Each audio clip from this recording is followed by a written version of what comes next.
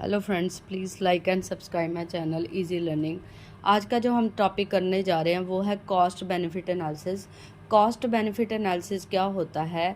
Cost वो होती है जब भी कोई प्रोडक्ट बनाया जाता है या कोई सिस्टम बनाया जाता है, उसको बनाने में जो जो खर्चे हुए हैं उसको बोलते हैं कॉस्ट। अगर तो मेरी कॉस्ट कम आएगी सिस्टम को बनाने में और मेरे को जो रिटर्न आएगा वो मेरे को ज़्यादा आएगा, तभी मेरे को क्या होगा, प्रॉफिट होगा, जिसको मैं बेनिफिट कहती हूँ। सपोज मैंने 100 रुपया लगाया था पर मेरे को 110 रुपये आ रहे हैं वापस। इसका मतलब मेरी कॉस्ट तो 100 लगी, तो 10 रुपये मेरे को क्या हो गया, बैलेंस। तो तभी मेरे को क्या होगा, बेनिफिट होगा, प्रॉफिट होगा। अगर मेरे लग 100 रुपये रहे हैं, मेरे को 90 रुपये रहे हैं, तब मैं कहूँगी मेरा जो प्रोडक्ट है, जो सिस्टम है, वो किस में जा रहा है, लॉस में।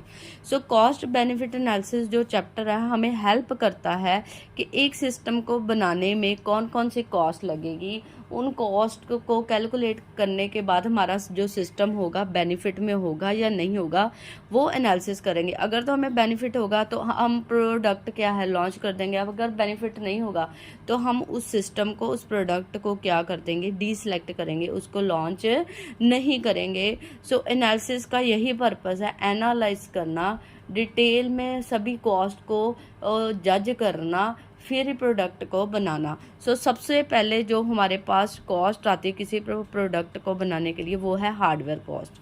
हार्डवेयर क्या हो गया, कोई भी जिस चीज़ को हम टच कर सकते हैं, जैसे टेबल हो गया, कुर्सी होगी। अगर मैं कंप्यूटर सिस्टम बना रही हूँ, उस सिस्टम को बनाने में हार्डवेयर और सॉफ्टवेयर परचेज करने में जो कॉस्ट इन्वॉल्व होगी उसको कौन सी कॉस्ट कहेंगे, हार्डवेयर कॉस्ट। ये हमारी जो क्या होती है, ऑपरेशनल कॉस्ट होती है। तो हार्डवेयर कॉस्ट में हम क्या क्या देखेंगे, या तो हमारे पास अगर तो पैसे ज़्यादा है तो हम अपना हार्डवेयर खरीद लेंगे, अपना सामान, जैसे जो भी हमें कुर्सी, चेयर, टेबल जो जो चाहिए होंगे। या हमारे पास इतनी इनफ नहीं है, हमारे पास मनी, या हम उसको लीज में ले लें, किराए पे ले लें। ये डिपेंड करेगा कि जो बंदा प्रोडक्ट बनाने जा रहा है, लॉन्च करने जा रहा है, उसके पास कितनी अमाउंट है। अमाउंट दो तरह से कैलकुलेट होगी।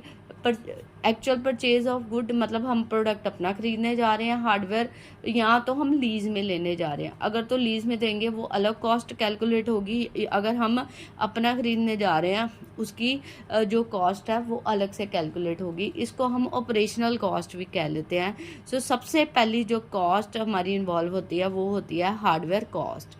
उसके बाद आ जाती है पर्सनल कॉस्ट। पर्सनल कॉस्ट है, कोई भी हम कुछ भी बनाने जा रहे हैं, एक फैक्ट्री लगा रहे हैं, एक पेन ही बनाने जा रहे हैं या चिप्स ही बनाने जा रहे हैं। यहाँ तो हम एक कंप्यूटर सेटअप ही करने जा रहे हैं। तो उस सेटअप को करने के लिए जिन जिन बंदों को हम हायर करेंगे, उनकी सैलरी क्या है, उनको हम क्या इंश्योरेंस दे रहे हैं, क्या पॉलिसीज दे रहे हैं, क्या पैकेजेस दे रहे हैं, वो जो कॉस्ट इन्वॉल्व होगी वो हमारी क्या होगी, पर्सनल कॉस्ट। ठीक है। तो ये भी हमारी जो पर्सनल कॉस्ट है उसमें हमारे पास क्या आ गया, क्या सैलरीज दे रहे हैं, क्या उनको इंश्योरेंस दे रहे हैं, क्या क्या उनको बेनिफिट दे रहे हैं। जो बंदों की कॉस्ट इन्वॉल्व होगी उसको हम क्या कहते हैं, पर्सनल कॉस्ट। पर्सनल कॉस्ट सिर्फ वहाँ तक नहीं है, जब तक हमारा सिस्टम है तब तक नहीं है, उसको बाद में मेंटेन करना, उसको रन करना, उसमें चेंजेस करना बार बार।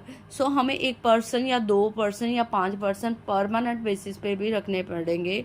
उनकी कॉस्ट को भी हम कौन सी कॉस्ट कहेंगे, पर्सनल कॉस्ट।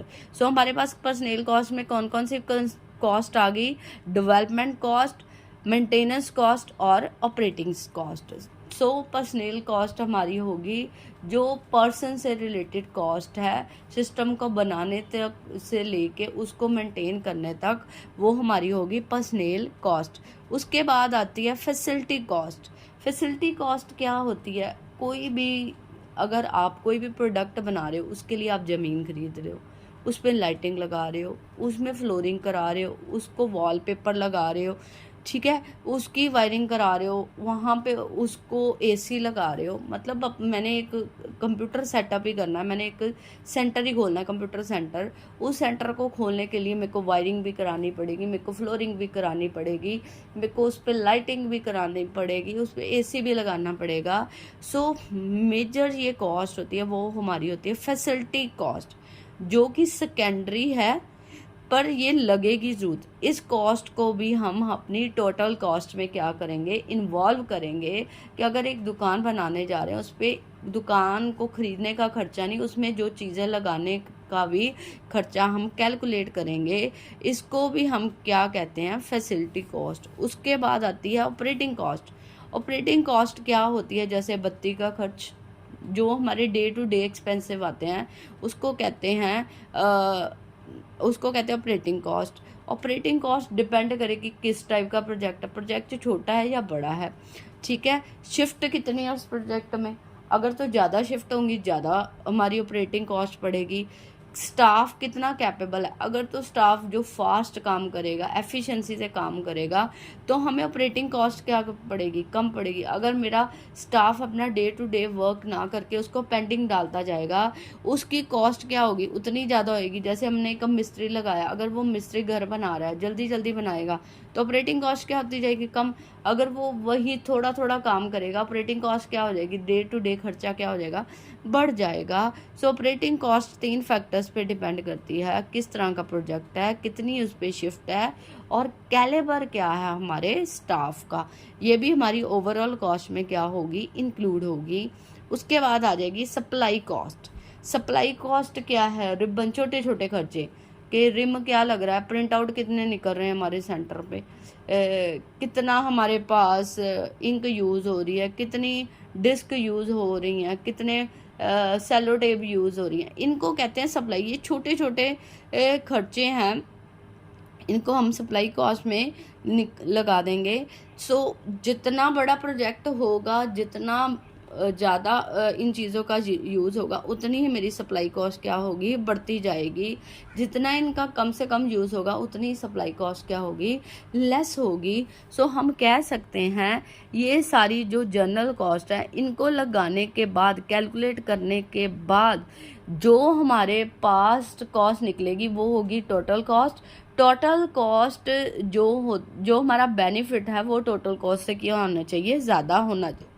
अगर मेरा टोटल कॉस्ट ज़्यादा, बेनिफिट कम आ रहा है, तो वो प्रोजेक्ट सक्सेसफुल नहीं है, उसमें खर्चे ज़्यादा पड़ रहे हैं, उसमें बचत कम है, वो प्रोजेक्ट हम सिलेक्ट नहीं करेंगे।